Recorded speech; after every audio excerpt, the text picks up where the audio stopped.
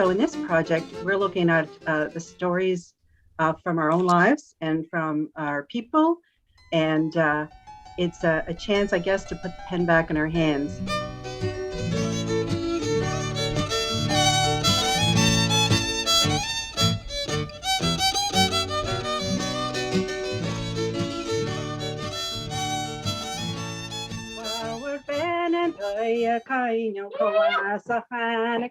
Stranger Jenna Swears, what's a pilot? You shouldn't be all rain, I should fire your But I found that the older people there, the Gaelic speakers, had just a beautiful social style. Mm-hmm. You could visit people you didn't know, and within a few minutes you were relaxed. Mm-hmm. They were easy to be with. They were accommodating in ways that to me were quite unusual. You go in with nothing. You go in with empty pockets, and you come out feeling like $1 million. Something that there was a singer in Broad Cove, Dan Allen Gillis, who yes, he mentioned. I think he was actually getting quite concerned about this. He was saying, "What's the sense in these small, fairly isolated culture piped in from 200 miles away to the neglect of what people already know and value?" Mm-hmm.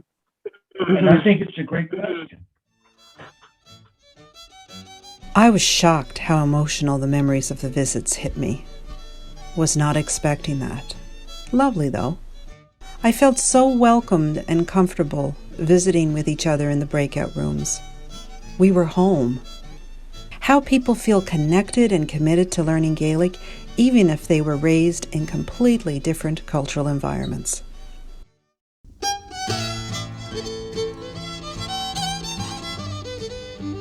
Peggy was rather special. All of a sudden, she didn't dwell on the death. She had too many things to do. Peggy would make a collar. She had a sewing basket, of course. She'd take out a piece of white material and she'd put it on the little one's dress and make the little one feel so special. And she was way ahead of her time in other ways. She'd go walking with these young girls, her children, her 5, and these other 3, they'd go walking together. And the other thing, she took them swimming when that was unheard of on North Shore. The fishermen never went swimming. Peggy took her children. She would make the time to take her own children and these other 3 down to the shore to enjoy. And they learned to swim. She didn't want any dead air. She wanted, she loved entertaining. So she wanted people to just enjoy music the whole time. So if we weren't performing, like I said, we were serving. We were serving tea, biscuits, oatcakes. That's the whole table was full of food, lots of tea on. And I mean, it was a typical Céilidh today, but for us, it was just company. It was like they were sort of cupping it and holding it and like feeding this little flame, and they just passed it on to me really beautifully. And I had to claim that, like I had to step into it and claim it and do the work of reclaiming it and do the work of learning the language and learning the songs and all those moments of feeling like, oh God, I can't do this, or, could this really be mine? All those things. And eventually in going through those processes, I came to a sense with a lot of work of enoughness, of feeling like this is where I'm supposed to be in my life. This is what I'm supposed to be doing. And so I think that's a really, really big thing that a lot of folks are searching for in the world right now. The deep strength and resourcefulness of Gaelic women. I want to continue to reclaim the culture and the strong legacy of the women who came before me. We are all part of a bigger web, feeding each other.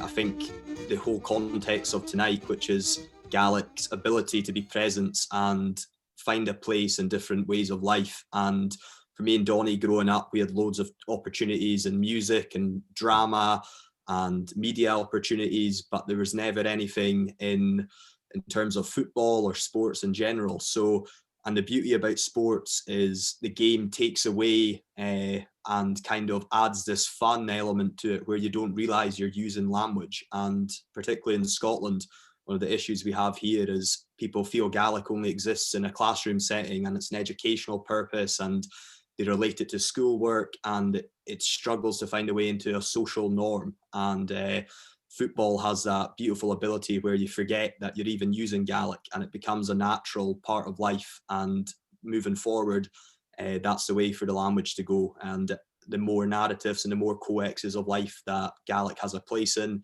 the easier the language can recover and move into the future. I'm not interested in preserving Gaelic. People talk about that sometimes, but that's not what I'm doing.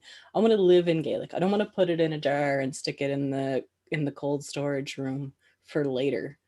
I'm going to put it on some biscuits and give it out to people. And not to be afraid to use it in contexts which might not appear to be traditional, and not to be put off by it, because we're all going through evolution together. Everything is evolving, and to bring the focus back to the rights of the individual to use the language in a way that is fitting, but most importantly, relevant, and to feel the confidence around that relevance and to own it. I sense a new optimism for Gaelic coming our way. It was wonderful to see how people had an idea and had the courage and vision to just go for it. What a wonderful panel of speakers from Cape Breton, Scotland, and Ireland. I had the sense of a true global Gaeltacht.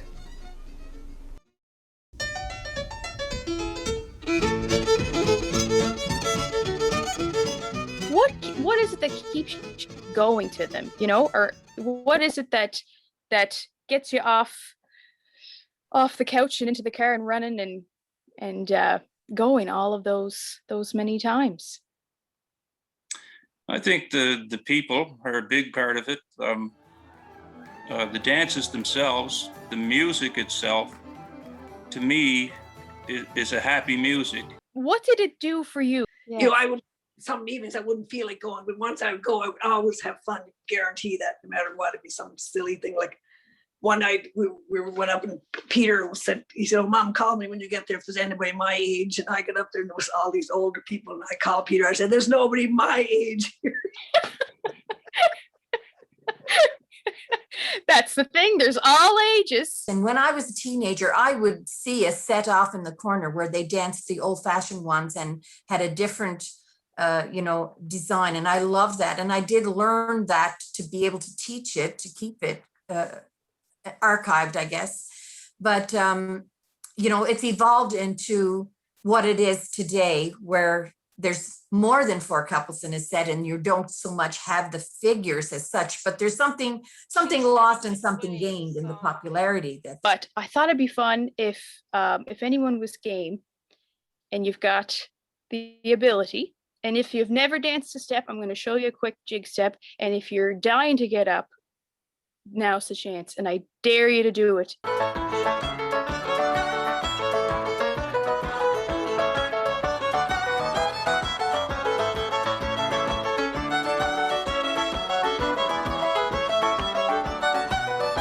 Dale was right about the happiness effect at the dances. For me, it's the sound of the fiddle as you're walking up to the dance when you first get out of the car. It's the anticipation of the dance. I learned that there's no generation gap at Cape Breton dances. That is a precious and special thing that should be cherished.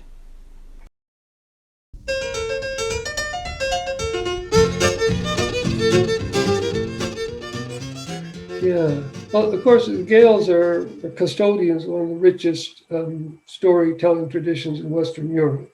And that was all brought to Cape Breton. And to go through even the different types of stories, would take a lot more time than we have here. It's kind of a miserable, cross woman living there, and she won't let anyone in the house. You won't get in. You me should stay, I says. I'll get in, he said. Chai Gandalis. Van Heswick Gandalis. And again, Howard Gas Gandalis, Goskally Gandalis. Well, he went to the door and he stood there, and sure enough, the lady came to the door and she opened it. Honnig een stranger, the hesse wouldn't have more. Oh, zie je, gad man leshkala, zie je, ach, hanjami gatanje zie je. Jee, gaan ze broedse. Oh, says, can you rooms at William Jan Suya? William Jan Suya, zie je. Tapel at us as in Smishanish, and she been in the horse. Highest days, Raina Suya. Well, she said, she looked at the stranger out there. She said, I'm sorry, but I don't recognize you. Can you tell me what they call you? They call me, he said, they call me William Sit Down. William Sit Down, she said. Thank you, he said. I'll do that. It's the woman of the house that invited me in. He went in and he sat down. I guess no matter who you stay. And that's how he got in. I had to head back that night. And Mickey insisted that I have biscuits with butter and jam. I don't know if he baked them, but he presented them himself in a hot cup of tea. And he insisted because he said the road will be so much shorter if you start out with food in your stomach. If you're hungry starting out, you're going to be thinking to get home and when are you going to eat? And the road will be so long. And he was right. It was a wonderful way to finish off a wonderful evening. A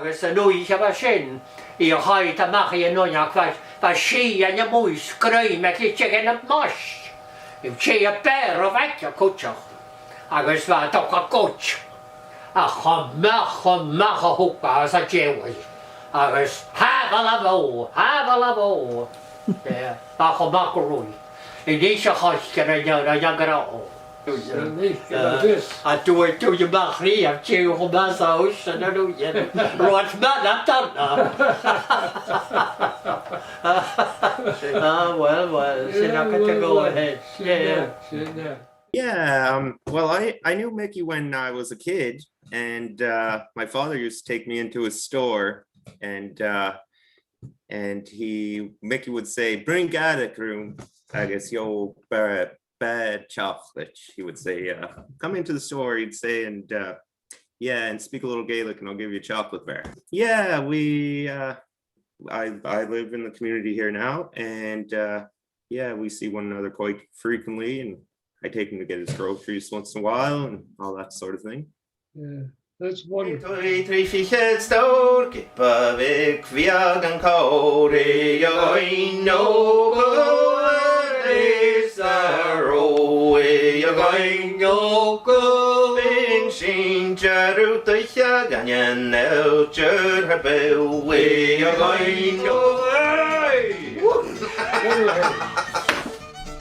The stories we tell may help us see what is valuable to us. Tonight's session made me long for the stories of my ancestors. Hearing a story firsthand from a good storyteller is like winning a lottery.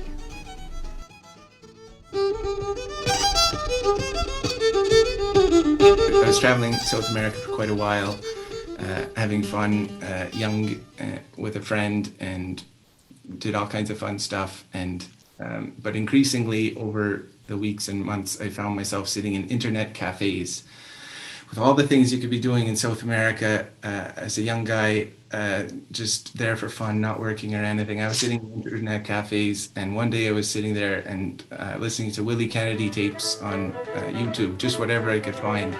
Willie Kennedy being a local fiddler here in Mabou that I grew up respecting a lot.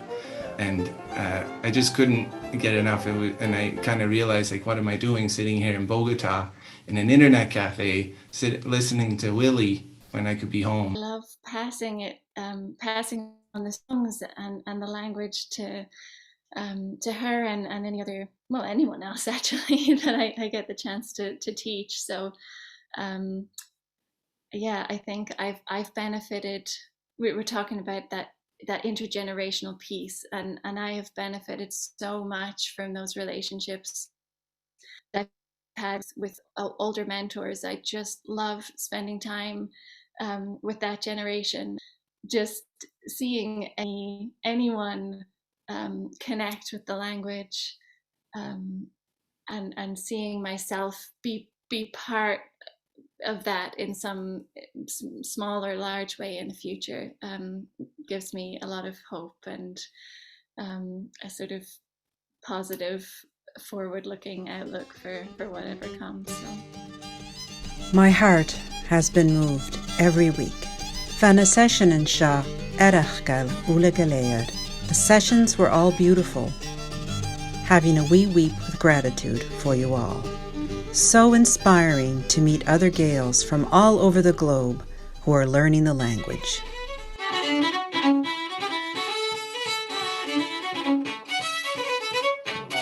you, Valerie. Richard. Thank you, Valerie. Valerie. Thank you. Thank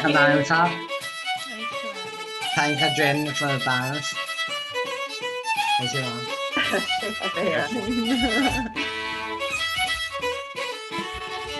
Díos sin sibh in áthas gan an dáchas. Díana háta.